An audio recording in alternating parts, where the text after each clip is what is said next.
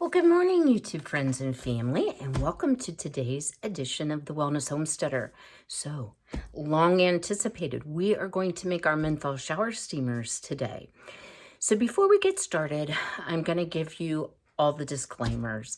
So always do your own research. Whether I produce a recipe or I get it from someone else, you need to do your own research and be assured that you feel that the product is safe.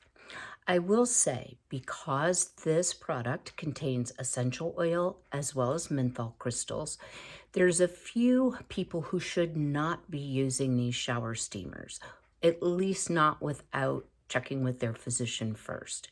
So in my opinion, any child 10 or under should not use these without physician approval.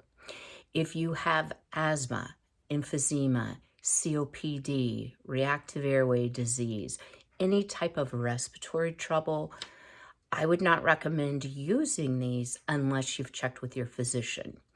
Another word of caution, and then we'll get on to the making.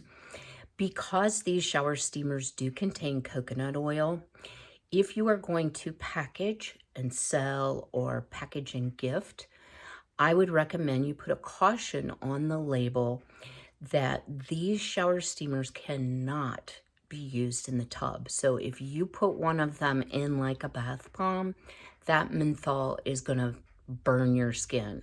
You do not want that in your bath water.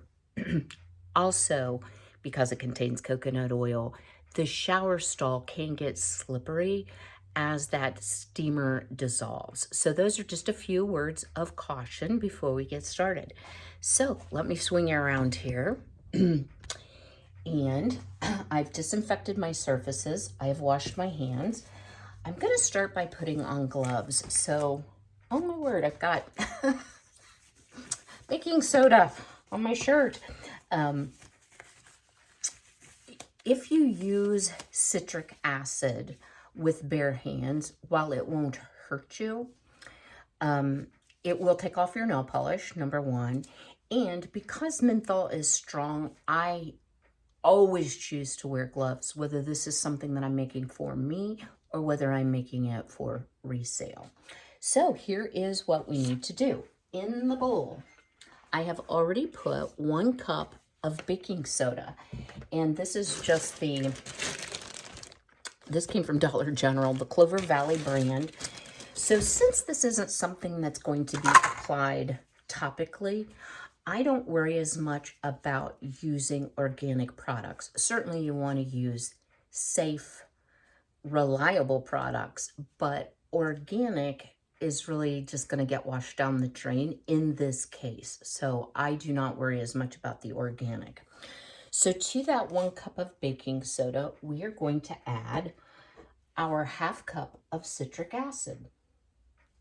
Now you do also want to make sure, and I'm just going to stir here, that your bowl, your container that you're using is completely dry.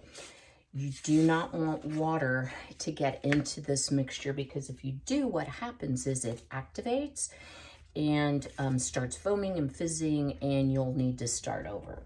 So to our baking soda and our citric acid, we're going to add a 1/4 cup of cornstarch. So again, I just used the Great Value brand cornstarch. If you have a problem with corn, you can use arrowroot powder as well.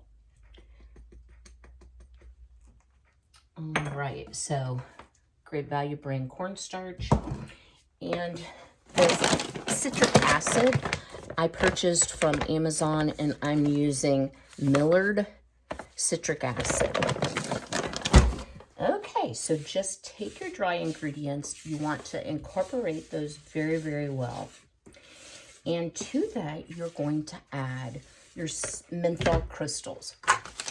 So I wanted to actually show you what they look like, because they actually are crystals. They're actually very pretty. So can you see, they kind of look like little gems. So I have already pre-measured, and because it's noisy, I went ahead and ground up my 2 teaspoons of menthol crystals. And what I used is a very old Black & Decker handy chopper. And I really like this product. This actually belonged to my step-grandma. And when she passed away, it was one of the things that I got, and I've used it extensively for my bath and body products.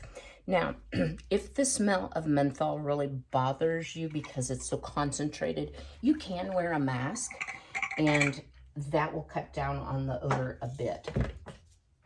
So you do want to scrape that out really well and get all of that menthol goodness into the bowl. So you may be wondering, like, okay, well, so why do you use menthol shower steamers? It's really great for congestion, and this being cold and flu season and, Lord forbid, COVID season, which it seems like it's been COVID year. It's a good thing to have on hand, and I do keep some in supply for myself. I highly recommend, because it's not something you're going to use every day or use up quickly, keeping it in the freezer. That seems to help it retain the menthol odor, if you will. All right, so the next thing we're going to do is we are going to melt in the microwave 3.5 tablespoons of coconut oil. So I'm going to pause you for just a moment, liquefy this coconut oil, and we'll be right back. All right, well, we have our melted coconut oil. Before we start adding the liquid to the dry, I did want to mention, if you hadn't seen the earlier video, I ordered my menthol crystals from Wholesale Supplies Plus. Pardon me. And just make sure you get pure menthol crystals, not a synthetic of any nature. If you don't have a handy chopper or a little mini food processor that you want to use, there's a couple other ways that you can crush that up into a powder. So you can put it in a baggie, roll it with a rolling pin. If you have a mortar and pestle, you can do that. I tried initially just to smoosh it with the back of a spoon, and they are very hard. It did not work well. So I highly recommend the rolling pin method if you don't have the handy chopper. So now we are ready to add our liquid ingredients. So you have some options here on what you're going to use for essential oil. You can use tea tree, you can use peppermint, pardon me, or you can use eucalyptus.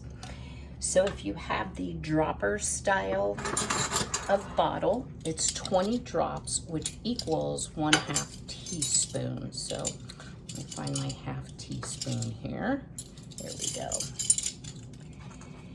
So you just want to distribute it well throughout your bowl.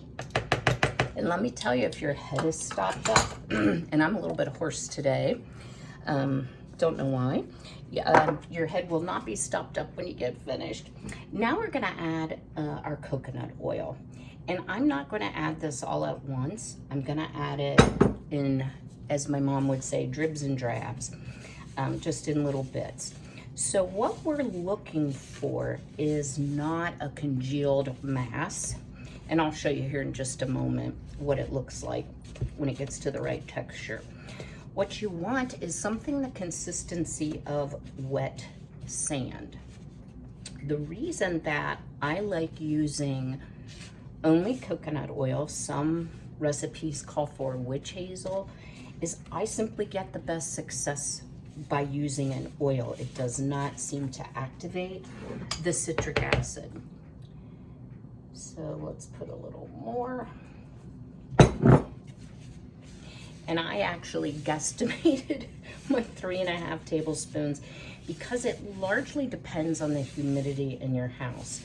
So now that my furnace is running more regularly, I will say that the humidity level has come down. You know, Ohio is a humid state. Some people call it the armpit of America. I don't think that's very complimentary. And I have lived in Ohio my entire life, so I am a true Buckeye. All right, so this is what it looks like. So you can see we've got some clumping, if you will, and it's kind of come together.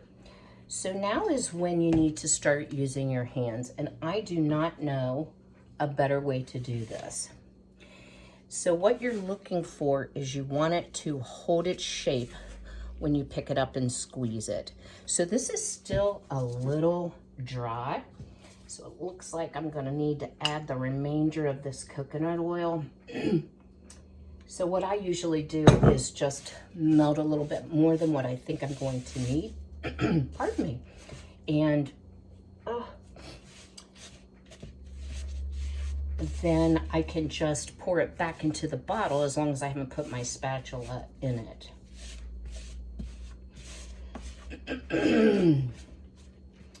Okay, guys, excuse me for just a minute. I'm gonna go blow my nose. Hold on. I'm a testimonial that it works. So now we can actually squeeze it, and it's holding its shape much, much better than it originally did. So it is the consistency of a lightly wet sand. So now what you want to do is take your mold, and I was going to measure these for you and I forgot. So you really don't want large ones.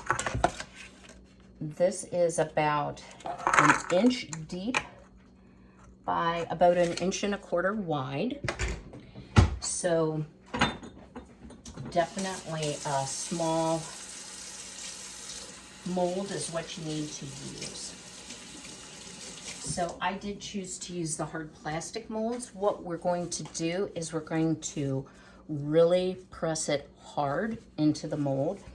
And then once it's in there, we will pop it in the freezer, let them harden, and then flip them out onto a cookie sheet. So I did wash my hands again, but you do want to make sure that you don't have a lot of water on your gloves because it will activate the mixture. So as you see, you have to really, really press this in here as tightly as you can.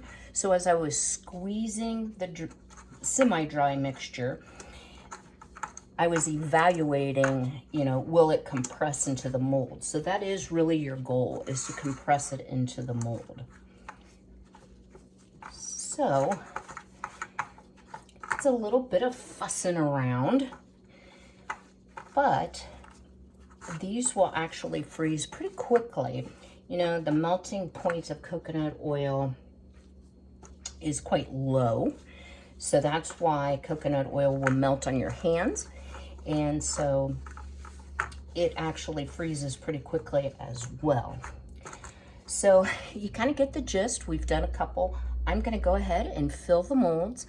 I'll pop it into the freezer, and I'll bring you back to show you what they look like. All right, well, we have our 2 molds completely compressed and filled, and I'm gonna pop these into the freezer.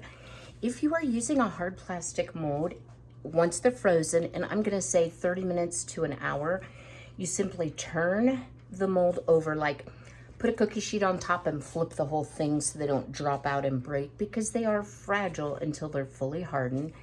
Tap the mold with a spoon and they'll pop out. If you're using silicone, as you know, you can just push them out of the mold very carefully and then place them on the cookie sheet. I like to let them dry at least 24 hours before I package them. And how I choose to package them is in a jar. So these do need to be in a sealed container so they, 1, don't lose the menthol scent, and number 2, you do not want any moisture getting to these, because if it does, it will cause them to activate. So let me show you what they look like. They're very, very cute. So this particular mold has a little flower on it, so you can see the size of it. And then to use it, what you want to do is not put it directly under full force water. So put it kind of on the periphery of the water flow so that it dissolves slowly. The slower it dissolves, the longer the scent will be in the air to help clear out your congestion. So let me know if you have questions. Don't forget to leave me a comment. I love reading your comments, and just let me know. Are you going to give this a shot? What do you think of menthol shower steamers? Have you made them before? So more videos coming up. I have 2 more in mind that I really, really want to get done. So my son told me My son just like says what he thinks, right? He was like, Mom, quit telling people you bathe and change your clothes. It's called wardrobe change if you do 2 videos in one day. So I had to laugh a little bit. I'm like, okay, son, I'll quit saying that. So don't know if I'll do another one today or if I'll just kind of be working over the weekend. But at any rate, I hope you are well. I hope you are healthy and be blessed. Have a great day.